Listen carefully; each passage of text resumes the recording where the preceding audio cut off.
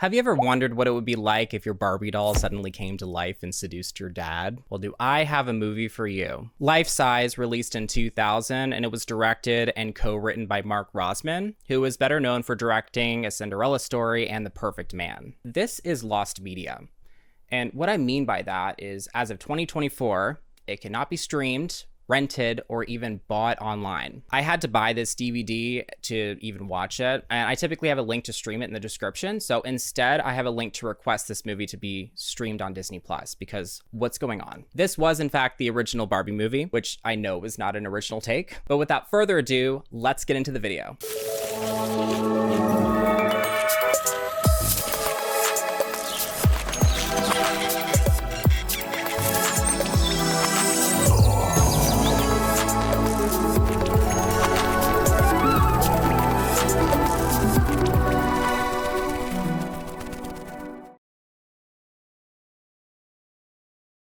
This movie stars Lindsay Lohan, who acts incredible in this movie, and Tyra Banks plays the doll who comes to life. So this whole movie is set around a doll named Eve from the magical land of Sunnyvale. Eve is this movie's Barbie, and she does everything Barbie does. She's like a doctor, a police officer, all kinds of things.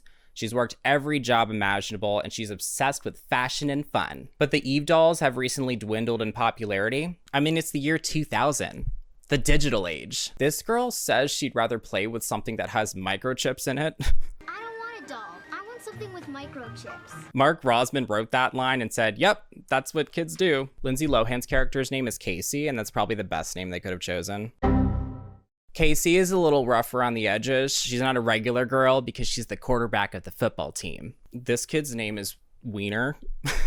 You dropped the ball again! Stuart, off the field now. You two win. He always drops the ball. And Casey has this habit of being really snarky about it too. Dad works at what I think is a law firm. I'm not really sure, but he's always working to the point where he stops showing up to Casey's games. He's also trying to get a promotion, and it's affected his personal life to an extreme degree. This is Drew, one of Ben's coworkers, and she invites her dad and Casey to dinner, but he declines because tomorrow's Casey's birthday. After she leaves the conference room, this guy, his name is Richie, he's like, oh, look, she's only been here 6 months and she already wants to cook for you. She's only been here 6 months. Already she wants to cook for you. This movie, for some reason, promotes a lot of workplace dating for some reason, specifically with this character, and I'll come back to him. But we find out the reason Ben isn't interested in dating is because his wife passed away 2 years ago. And this also explains Casey's angstiness that we see a lot in this movie. She's looking up some books on the internet because I guess she's been researching witchcraft to try and bring her mom back. And, you know, guys, I did not expect this movie to have a lot of depressing undertones, and I wanted to give Lindsay Lohan a hug several times. Well, she finds the bookstore that has the book that she needs, and her dad walks in. And I'm sorry, I know that character development is a thing, but he was so irritating here. So he's been breaking all of these promises of showing up to her games, and Casey is rightfully bitter about it. He's like, yeah, I know it's hard for you to understand, but getting this promotion means a lot to me. You promised to be there, right? This is hard to understand, but making partner means a lot to me. And he tells her that for her birthday, they're gonna spend the whole day together. Let's see how that turns out. We see Casey's shitty friends. The one on the right is the microchip girl. Microchips. Did you check out the new shoes at the mall? Yeah, they're great. Ever since her mom died, she's totally ignored us.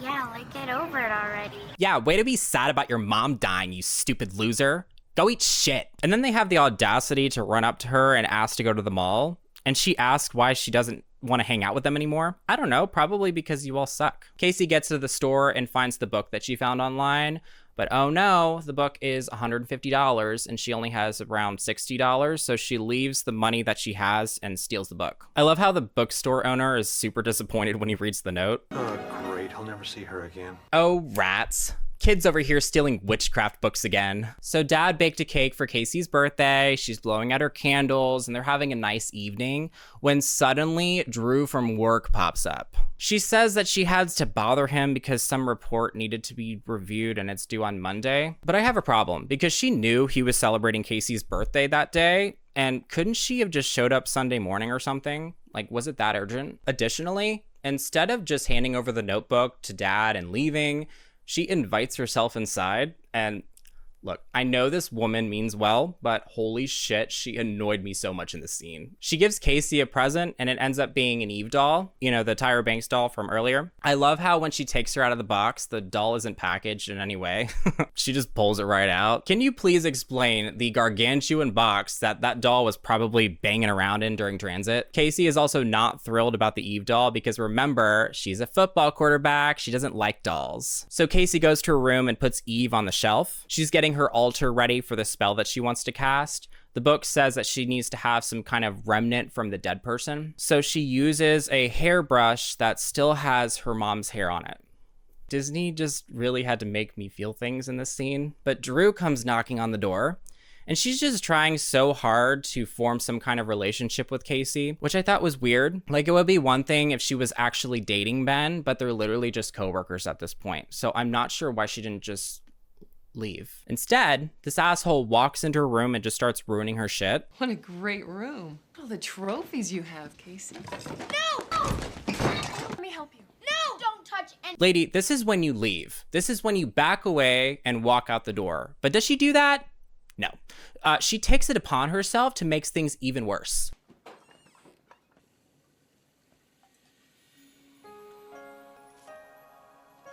That's better. You. I would uppercut her. I would never forgive her for this. You've seen the cover of this movie. You know what's about to happen. She could have just left. Even if there was no altar situation, like, what an inappropriate thing to do. It had her mom's hair on it, and now it's ruined. Then she's taking the doll and displaying it next to her bed. Casey walks back in and she's like, lady, can you like get the fuck out? So she leaves and Casey starts repeating this spell over and over again. But surprise, surprise. Surprise, surprise. Casey wakes up and there's a grown woman in her bed. And she quickly realizes that Eve is now life-size. I think I would actually sob if my doll came to life instead of my parent if I was doing this.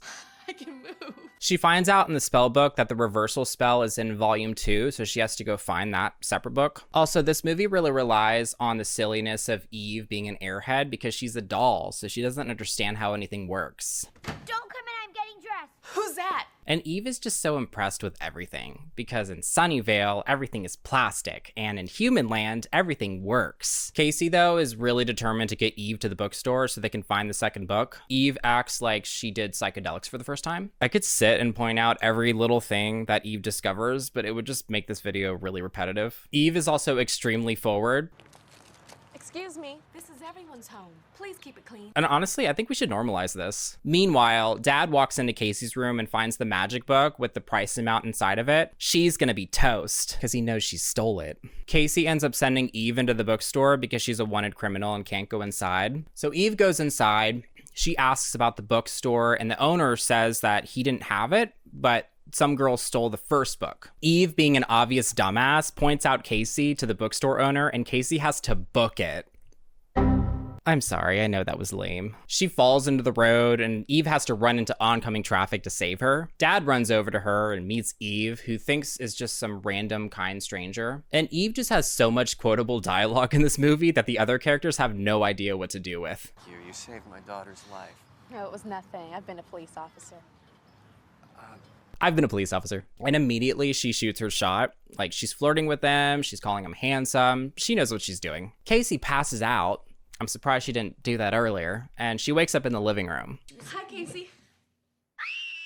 And Dad brought Eve home because he said she claimed to have some kind of medical training and wanted to help. And Dad asks Eve if she needs to be driven anywhere. He was really thankful that she wanted to help. And Eve says she wants to go to the mall. We get more of Eve discovering new things. And if I met anyone like this in real life, I would immediately disengage all contact. I think it's acceptable, though, given the context of the situation. Do you guys remember malls?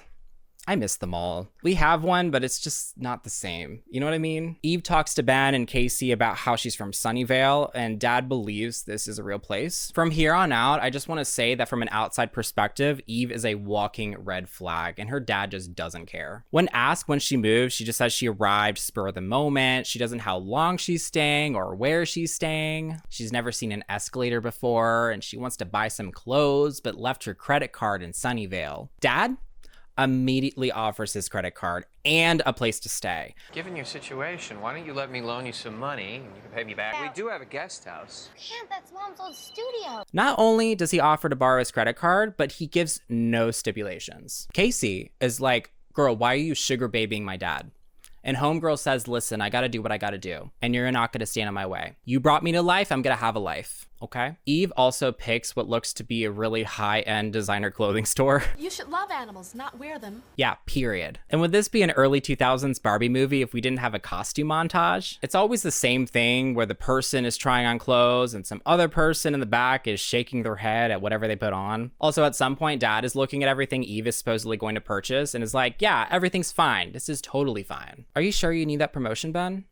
Because you seem awfully comfortable with all of this. Another thing Eve has never done before is eat real food.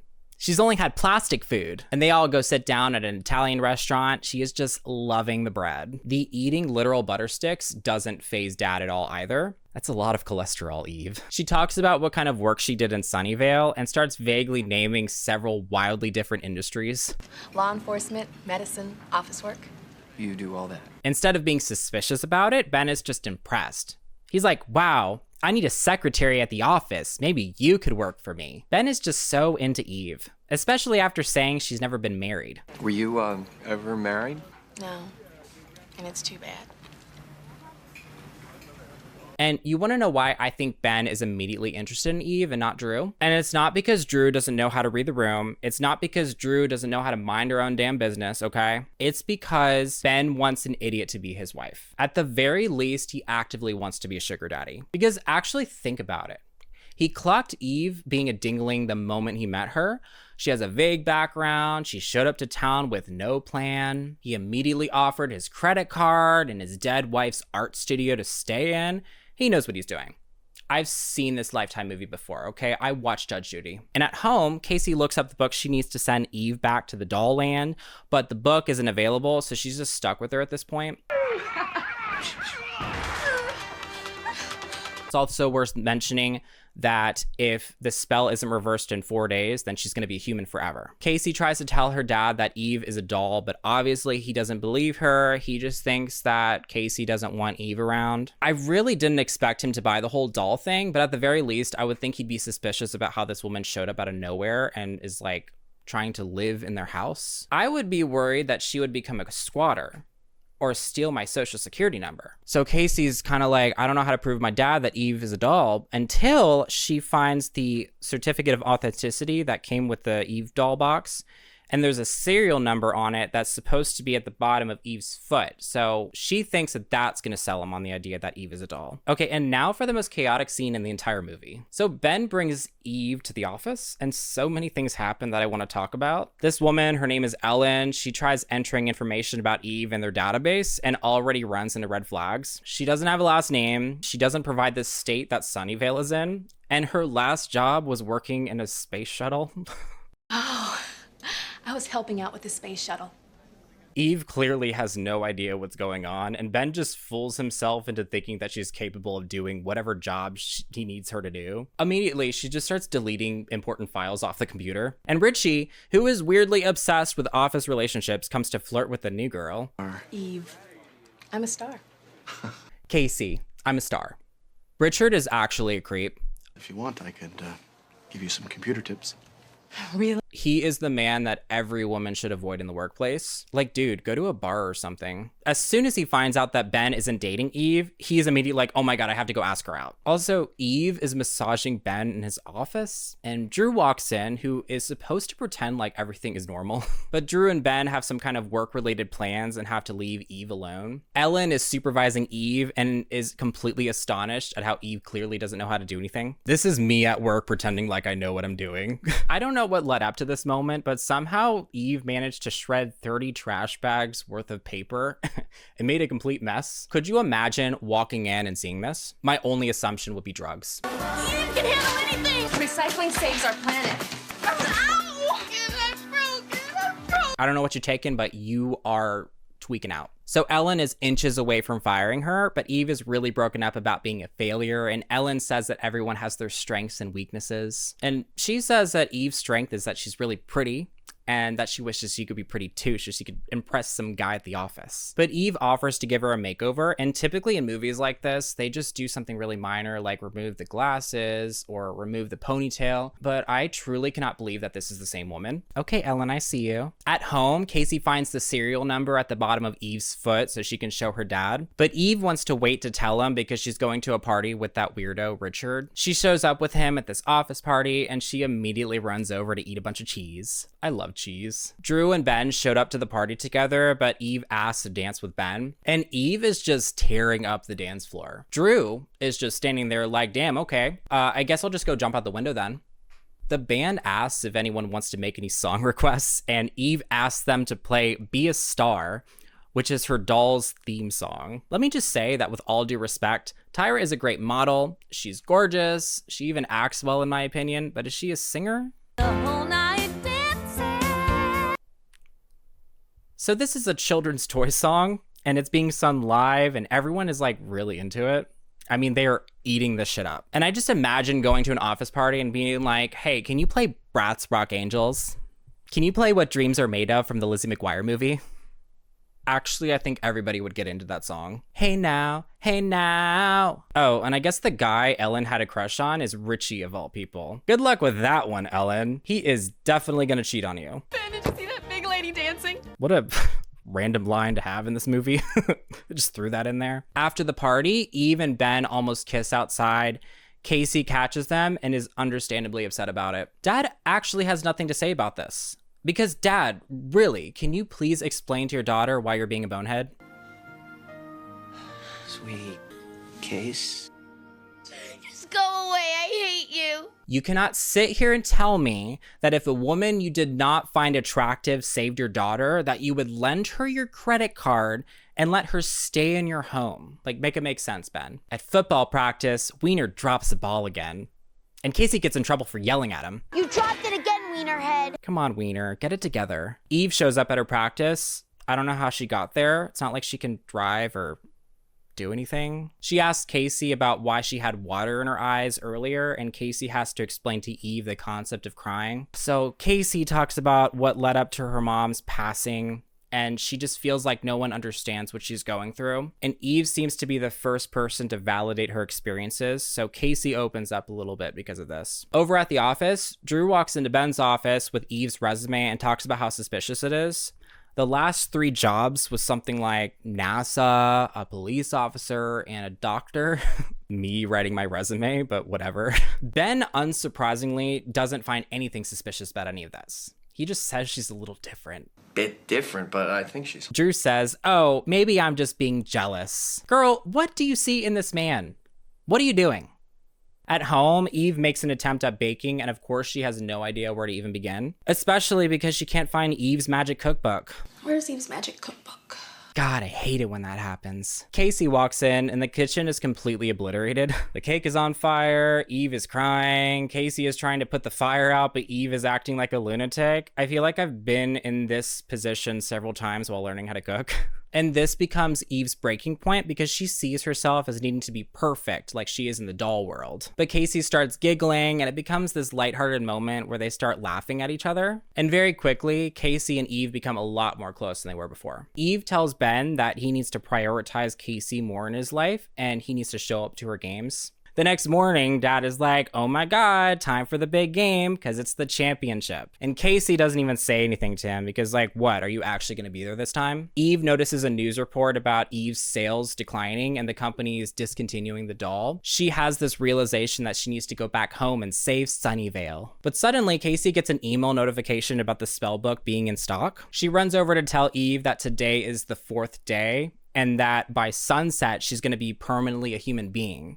And she decided that she doesn't need the book because now they're best friends. Eve tries to tell Casey that she needs to save Sunnyvale, but Casey just interrupts and abruptly leaves. Casey, I just saw on the TV they're about to... There's my ride. Gotta go. I'll see you at the game. Casey, wait! Got a blast! She wouldn't stop for a second just to listen to what Eve had to say. Well, now it's time for the big football championship. But oh no, Dad isn't there and the game has already started. Dad is at the office in some kind of meeting and he's like waiting for these people to show up, but they're late. And the game has already started at this point. But Dad decides to leave and go watch his daughter's game. like he said he was gonna do 5 million times. How's Casey gonna win without her biggest fan? I don't know. I just feel like he should have had this realization 20 minutes ago because he still has to drive there. Meanwhile, Eve notices her dolls being taken off the shelves at the toy store. The store clerk is looking at her because she's supposed to look exactly like the Eve doll. Wow, they look so much alike. Eve goes into the bookstore to get the second book or have someone read the spell to her.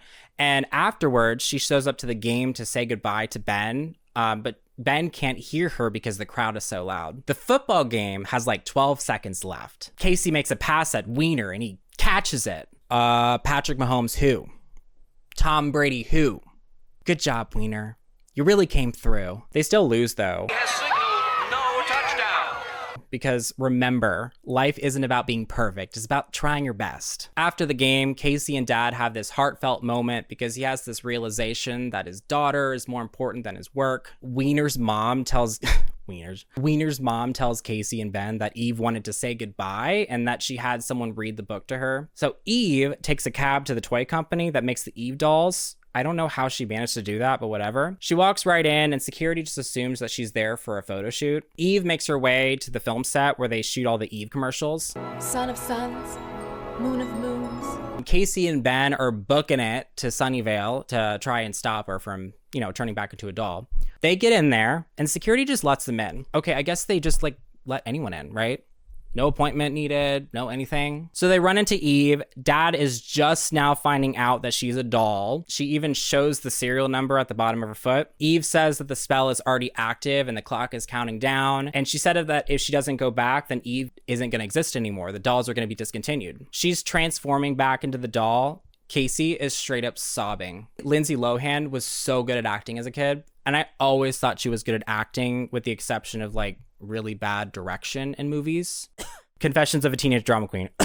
Sorry, I had something stuck in my throat. Dad is also kind of unfazed at this woman he let rack up thousands of dollars in credit card debt turning into a doll. He's not getting that money back. In the epilogue, Eve is super popular now, and all the dolls are dressed in the same clothes that Tyra Banks was wearing. Casey has decided to hang out with her bad friends, and apparently Drew and Ben seem to be some kind of couple now. Ben also got the promotion. At the very end of the movie, there's this music video of Tyra singing the Star song, and the cast is dancing to it. All night dancing. I commend Tyra Banks for actually singing this and not lip-syncing another voice. Homegirl was like, I can't sing, but I will sing. So yeah, that was LifeSize. I was so happy to cover this movie. It was actually really cute. I enjoyed it a lot. Tyra Banks is hilarious. Of course, I love anything that the Queen Lindsay Lohan does. If you like this video, please like and subscribe, and we'll see you in the next one. Bye.